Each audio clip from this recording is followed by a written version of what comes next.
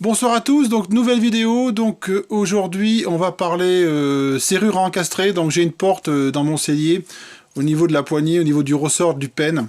Du coup ça, le ressort j'ai essayé de le tendre un peu, enfin d'essayer de le réparer, mais du coup ça marche pas. Donc je vais changer carrément la serrure. Donc je vais vous montrer comment monter une serrure encastrée sur une porte intérieure. Donc du coup vous allez voir, c'est assez simple et assez rapide. Donc je vais aussi vous montrer comment prendre les bonnes cotes par rapport à l'axe et par rapport à la serrure pour pouvoir trouver le bon modèle en magasin. Donc voilà, je vous montre tout ça en vidéo. Allez, c'est parti!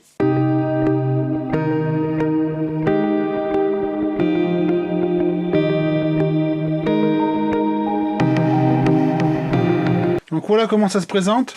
Donc je vais dévisser de ce côté parce que les vis sont de ce côté. Là de l'autre côté, c'est des petits embouts femelles qui permettent de visser la vis qui est là pour pouvoir serrer la poignée. Ça va faire un effet d'étau comme ça. Donc je vais vous montrer. Donc on y va. Hop. Voilà. Vous allez voir tout de suite, vous allez comprendre tout de suite. Donc je dévisse. Voilà. J'arrive à le défaire un peu. Hop. Voilà. Voilà comment ça se présente. Je vous montre à la caméra. Vous voyez, c'est cette petite vis qui vient là. Hop, et ça se serre comme ça. Et évidemment, ça serre sur l'épaisseur de la porte. Voilà, tout bêtement. Donc je vais faire pareil de l'autre côté. En bas, pardon. Alors, voilà. Voilà. Là, j'enlève celui-là aussi. Et après, normalement, ça vient tout seul. Attendez, je pose mon tournevis. Hop. Normalement, voilà. On enlève la clé, bien sûr. On enlève le carré. Donc voilà la poignée. En deux morceaux. On l'enlève. Après, on prend un tournevis cruciforme, comme ceci. On met dans l'empreinte. Et hop. On défait ça. Donc c'est vraiment... c'est facile à faire. Là, il y en a pour très peu de temps à le faire. On dévisse là aussi. Et logiquement, on va pouvoir l'extraire. Voilà. Hop. Voilà la fameuse serrure encastrée. Donc je vais vous montrer ce qu'il faut prendre en compte pour pouvoir choisir le bon modèle. Donc les mesures à prendre, c'est tout bête, hein. Vous prenez la cote de l'axe. Donc ici, vous mesurez. Donc bien sûr... vous mesurez par rapport au pen, donc le pen vers le haut, bien sûr. Donc l'axe, vous voyez, c'est marqué 40 à peu près, au milieu de l'axe. Donc c'est ce que j'avais sur l'emballage de la serrure que j'ai acheté. Donc ça, c'est bon. Vous prenez la mesure de la hauteur de la serrure. Donc ici, je suis à 130 mm. Et bien sûr, vous prenez la profondeur. Donc ici, je suis à 61, 62, donc j'arrondis à 60. Donc moi, avec ces trois cotes, et j'ai réussi à trouver la bonne serrure qui va dedans. Et voilà, il n'y a aucun problème. Normalement, on trouve au magasin. Avec ces cotes-là. Donc vous voyez, j'étais en train d'observer. Donc vous voyez, vous avez bien l'exemple qu'il faut retourner le pen. Donc ça, c'est l'ancienne serrure encastrée qui est à ma gauche. Et celle-là à droite, la nouvelle. Donc du coup, c'est tout bête.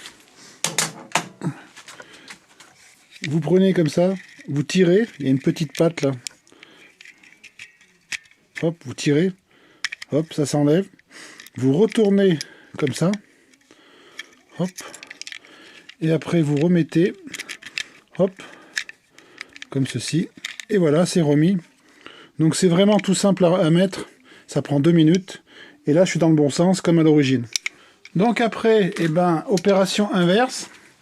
Donc du coup, je remets la serrure encastrée, donc là je vois déjà que je suis bon. Après, je mets les vis sur les côtés pour pouvoir la maintenir, comme ceci. Hop. Bon, je reprends les autres vis que j'avais sur l'ancienne serrure. Je visse.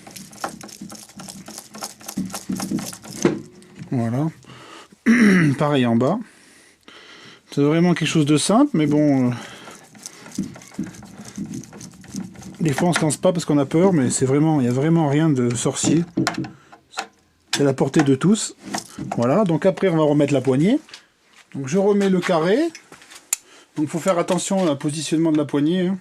Bon, ça, il n'y a rien de compliqué, franchement. Voilà. Tac. Après, on fait pareil de l'autre côté. Hop.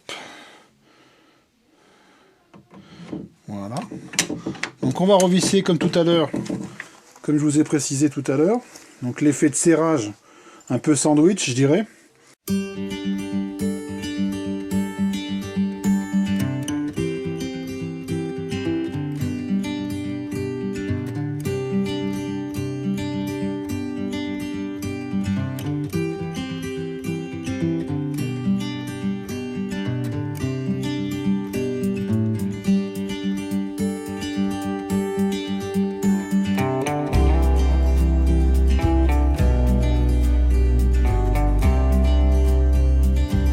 Donc voilà, cette vidéo est terminée, donc j'espère qu'elle vous aura plu. Donc vous avez vu, c'est pas très compliqué à changer, donc il suffit sur le côté déjà d'enlever les deux vis, et puis après on enlève la poignée ensuite. Donc du coup c'est vraiment très simple et rapide à faire. Donc si elle vous a plu, vous pouvez la partager, vous pouvez mettre un petit pouce bleu, laissez-moi un commentaire pour éventuellement poser des questions ou des commentaires quelconques, peu importe. Pensez aussi à vous abonner à la chaîne Vie pratique des outils. Donc en attendant, je vous souhaite une bonne semaine. Au revoir les bricoleurs!